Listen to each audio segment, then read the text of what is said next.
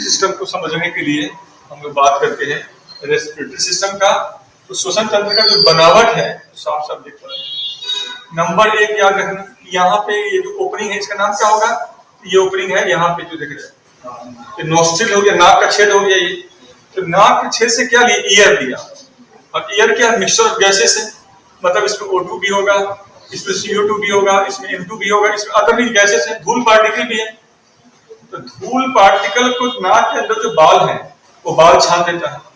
कुछ छोटा छोटा कण रह गया तो नाक के अंदर नेजल ग्लैंड होता है, उन ग्रंथियों से निकलने वाला जो गम्स होता है वो उसको चिपका लेता है।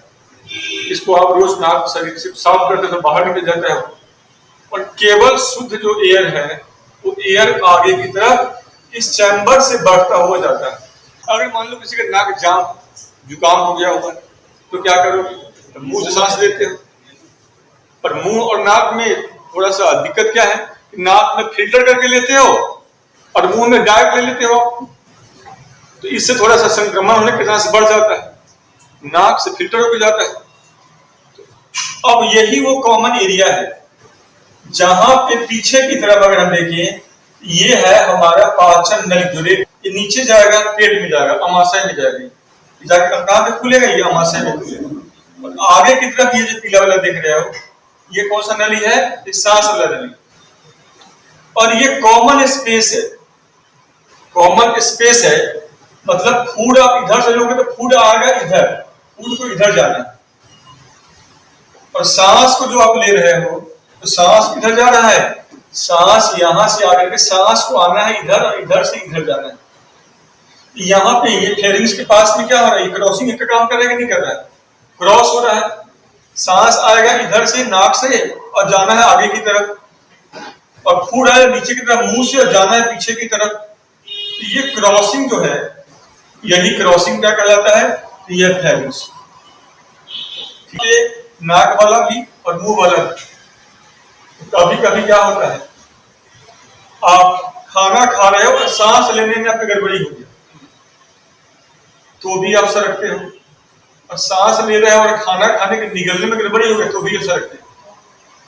मतलब आपका दिमाग कहीं और है और काम कहीं कुछ और कर रहे हो। तो अक्सर कई लोगों को हिचकी का प्रॉब्लम शुरू हो जाता है। तो हिचकी है या सरकना क्या होता है? कर कुछ रहे हैं और होने वाला कुछ है। तो आप कुछ भी करो, शरीर जो है अपना काम शुरू कर देता है और हिचकी उसी का परिणाम है। ठीक है, इससे बचने का उपाय क्या है? ध्यान से देख करके खाइए, और जब भोजन निगल रहे हो उस टाइम में सांस को रोक लो, या सांस ले रहे हो उस टाइम में भोजन को निगलना रोक लो। शरीर खुद भी करता है, इसकी तैयारी हम भी करते हैं। जब गिलास में पानी पीते हो तो गिलास में पानी पीते हो तो क्या होता है? आपने पानी पिया, लेकिन पूरा गिलास में पानी पियो तो पीते पीते रुक जाते हो, सांस फूलने लगता है क्योंकि पानी लगातार निकल रहा है। फिर सांस लिया, फिर पीना शुरू किया। ऐसे ही खाने में भी होता है, क्योंकि ये कॉमन एरिया है। इधर से या तो सांस जाएगा, या तो पानी जाएगा, या तो फूड जाएगा, दोनों एक बार नहीं होगा। चलो, अब इसको प्रोटेक्ट करने के लिए इसके ऊपर भी क्या होता है? कवरिंग होता है कि फूड जो है आना इधर है तो फूड इधर में चला जाए, और सांस को इधर जाना है, सांस इधर ना आए। ठीक है, अब मान लो सांस को आना इधर है, हम लोग अभी श्वसन तंत्र का बात करेंगे, इसमें सिर्फ हम इसका बात कर रहे हैं। तो जब यहां पे आया ये, ठीक है, तो यहां पे सबसे पहले क्या? लेरिंग्स है। यहां तक का एरिया क्या? लेरिंग्स है। इसके बाद शुरू होता है ट्रैकिया के लिए। ट्रैकिया की जहां शुरुआत हो वहां पे ये सफेद सफेद देख रहे हो, टेलीफोन के वायर की तरह यहाँ पे कार्टिलेज का बना हुआ। इसके ऊपर ये बेल एरिया है, ये क्या होगा? खाली होगा, चिपचिपा होगा। और लेरिंग्स को हम लोग क्या बोलते हैं? ये होता है हम लोग का वोकल सैक। यही है, यहीं से हम लोग आवाज पैदा करते हैं, या वोकल कॉर्ड भी कह सकते हैं इसको। पुरुषों में यहाँ पे क्या होता है? ये उभार लिए हुए होता है, इसको एडम्स एप्पल कहते हैं। और महिलाओं में क्या होगा? यहाँ पे कोई भी उभार नहीं होता है, इसलिए महिलाओं की आवाज क्या होती है? सुरीली बनी होती है। और पुरुषों की आवाज क्या होता है? थोड़ा सा भारी बना। पुरुषों का आवाज क्या है? आमतौर से भारी होता है। तो पुरुषों के ध्वनि का जो पिच है, पुरुषों के ध्वनि का जो पिच क्या होता है? फ्रीक्वेंसी क्या होता है? पुरुषों में ज्यादा बड़ा, पुरुषों का, और महिलाओं में क्या होता है, कम होता है फ्रीक्वेंसी, इसलिए महिलाएं ज्यादा बोलती भी है और महिला जल्दी जल्दी बोलने भी लगती। पुरुष क्या होगा, धीमा बोलेगा भी और बोलने में उसे समय भी लगता है, इसलिए पुरुष कम बोलता है और महिलाएं ज्यादा बोलती है, क्योंकि बोलने में कम एनर्जी खर्च होगा, और कम एनर्जी खर्च होगा, मान लो इतने इतने इतने हिलाना है तो ऐसे ऐसे एक लाइन बोल दिया, पूरा सुना दिया। अब पुरुषों को बोलना है ले घुमाओ, अब ये इतना कौन मेहनत करे, इसलिए चुप ही रहना बेहतर समझता है। अब बात समझ में आ रहा है, ये ऐसा नहीं कि वो आदता नहीं, ऐसा है मजबूरी उसका है, बोलेगा तो और ऊर्जा निकलेगा और दम उसका खुलेगा। महिलाएं में थोड़ा सा अच्छा है, क्योंकि यहाँ पे क्या है, पुरुषों में क्या निकला हुआ, ये है वोकल कॉर्ड निकला हुआ, ये जो है बाहर की तरफ क्या निकला हुआ है, ये एडम सेपल निकला हुआ है। इसके कारण क्या होता है, पुरुषों का जो पिच है, ठीक है, वो क्या होता है उसमें महिलाओं की तुलना में हेवी हो जाता है। अब चलो यहां से सांस आगे बढ़ा, सांस कहां पे आगे बढ़ा, ट्रैकिया में आएगा, ट्रैकिया से यही सांस आया इस तरफ ब्रोंकस की तरफ, ये एरिया जो है ब्रोंकस का है, और ब्रोंकस फिर खुलेगा छोटी छोटी नली मिश्रण में, ब्रोंकियोल्स, लैरिंक्स खुला ट्रैकिया में, ट्रैकिया खुला ब्रोंकस में, ब्रोंकस खुला ब्रोंकियोल्स में, और ब्रोंकियोल्स गया इस एल्वियोलाई के अंदर, और ये सारे एल्वियोलाई जैसे अंगूर का गुच्छा होता है वैसे गुच्छे रूप में हमारे दोनों फेफड़ा में होता है।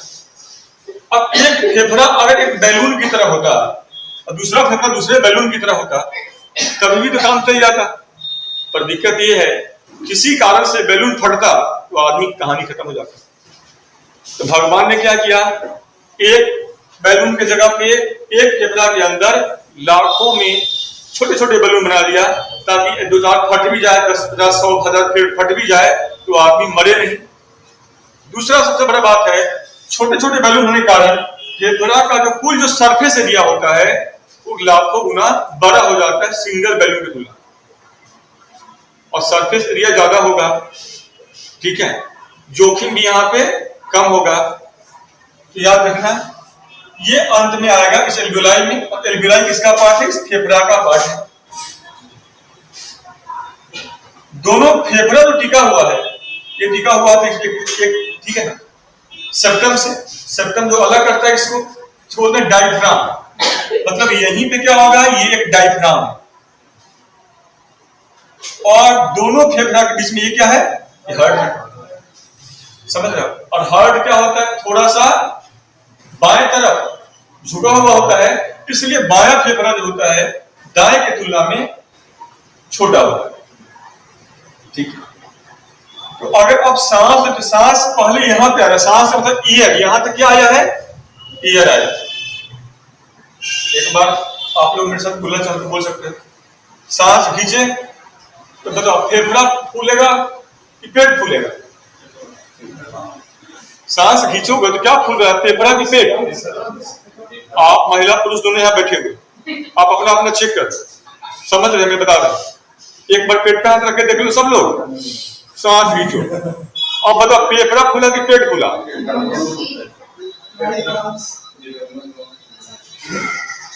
बताओ, और सांस छोड़ के भी देख लो, हाँ, और एक बार यहां पर रख के देख लो, अभी भी समझ नहीं आया, कुछ तो बात में होगा ना, मैं कह रहा हूं तो उसका कुछ तो मतलब अर्थ होगा, ऐसे तो मैं कहता नहीं कुछ।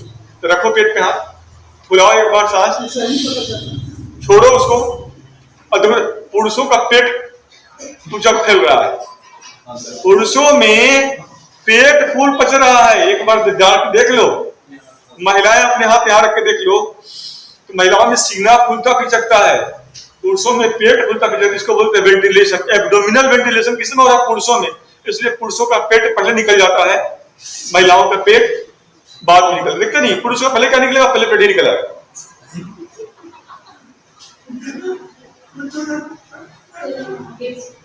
हाँ, वजह उसका यही है, वो दिन भर सांस लिए रहेगा, देखना पुरुषों के पेट को भी, घर पे बच्चे जो भी जिसको भी गौर से देखोगे सब में आपको यही परिणाम मिलेगा।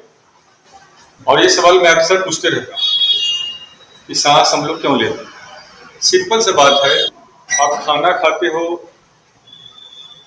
400 ग्राम, तो 400 ग्राम खाने को पचाने के लिए कम से कम आपको 40 किलोग्राम सांस लेना पड़ जाता है।